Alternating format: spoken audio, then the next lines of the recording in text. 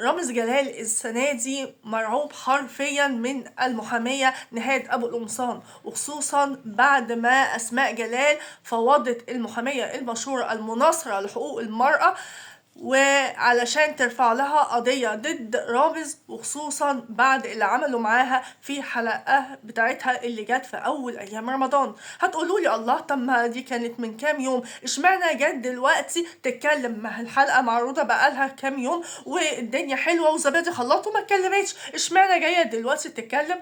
هي طلعت أسماء جلال وقالت عن السبب اللي خلاها ما تتكلمش الكام يوم اللي فاتوا، واتكلمت دلوقتي وكمان هترفع ضده دعوة.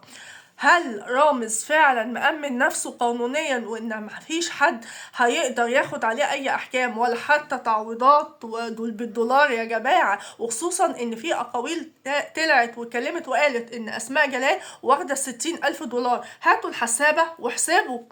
فطبعا ايه اللي حصل دلوقتي يا فنانة والوقت جاية تتكلمي؟ ما ننكرش ان رامز، احنا اتأكدنا ان السنة دي بالذات كل الناس اللي جاية عارفين ان هم جايين لرامز، ده احنا بصمنا بالعشرة وعرفنا، وما كناش زي الاول كده بنقنع نفسنا، لا ممكن ناس ما تعرفش وعنصر المفاجأة ده، هم جايين لرامز وعارفين، بس هم ما يعرفوش نوع المقلب ايه. وطبعا هم جايين وعارفين ان رامز بيقول تقديمات سخيفة جدا.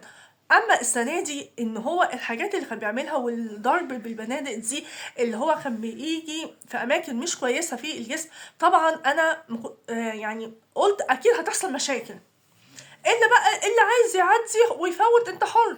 طيب ايه اللي طلع وخلى اسماء جلال تتكلم دلوقتي؟ اللي طلع قالت ان انا جيت برنامج ترفيهي، بس انا ما كنتش عارفه ان ده هيحصل. لقيت ان في ناس ابتدت تكلمني في شارع او من اصدقاء المقربين ويقولوا رامز ده يسلم ايد رامز على اللي عمله في الحلقه. وطبعا قالت انا ما شفتش الحلقه، هنصدقها رايت دلوقتي عادي، بس هي قالت انا ما كنتش عارفه المقدمه اللي هو هيقولها، على اساس ان هي ما بتعرفش يعني رامز بيقول ايه.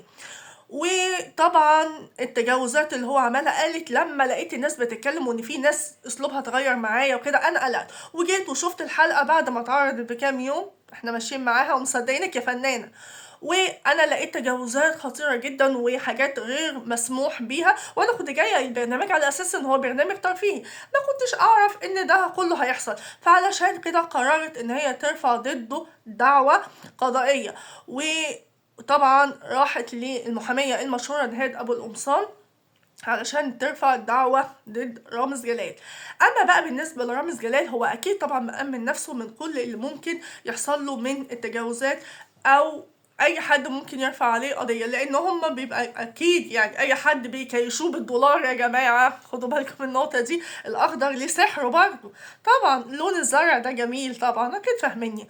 ف جايين ومأمنين نفسهم انتوا ده انتوا واخدين شقلة فلوس قد كده، فطبعا انا هبقى مأمن نفسي، وان انت هتبقى ماضي على عقد ان انت موافق على اي حاجة هتحصل لك في البرنامج. في ناس طبعا لغوا الحلقات بتاعتهم لان هم جم ما كانوش شايفين ان المقلب اللي حصل فيهم يعني ده حاجة كويسة او هيقل منهم، عشان كده لغوا الحلقات بتاعتهم. بس دي يعني ناس قليلة جدا. اما في ناس ما بيرضوش خالص ان هم يجوا مع رامز جلال ولا يقلوا من نفسهم ولا اي حاجة، حتى لو اتعرض عليهم، واتعرض عليهم فعلا مبالغ كبيرة جدا، من ضمنهم احمد رئيس وكريم عبد العزيز، وبصوا يا جماعة ناس كتيرة جدا جدا، محمد حمائي. وعلى فكرة فعلا هو اتعرض عليهم ان هم يجوا هم وناس تانية، بس هم رفضوا تماما حتى لو بفلوس. هم ليهم مبدأ ان هم مش عايزين يبقوا مجال للسخرية او ان هم يقلوا من نفسهم كده، مهما اخدوا فلوس كتيرة جدا، ناس صاحبة مبدأ تمام. والتانيين برضه على عيننا وعلى راسنا، بس كل واحد بقى بيختلف من شخصية لشخصية. عموما اسماء جلال الدعوة هتتحرك، بس هل رامز مأمن نفسه؟ لانها ممكن اكيد يعني مش ممكن ان هي هترسى على تعويض. هل هترسى على تعويض وهيدفعوا لانها ضد رامز وادارة البرنامج؟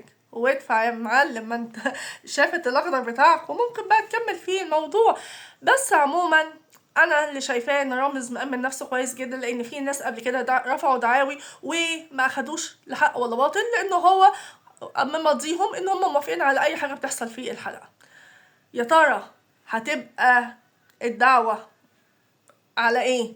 على اللي حصل في الحلقة بس هي ماضية، ولا على التطاول والتجاوز، ولا ايه؟ ولا يعني هيبقى فيها حتة ضربة زي ممكن تحمرش ولا اي حاجة ولا ايه؟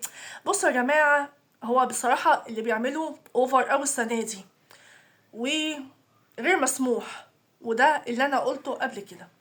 تابعوني يا ترى ايه اللي هترسى عليه القضية، وهل رامز بعد ما دخل الموضوع في محامية مناصرة لحقوق المرأة بشدة هيخاف ويرتدع، ولا هيفضل على نفس وضعه ويبقى الوضع على ما هو عليه بالنسبة لرامز؟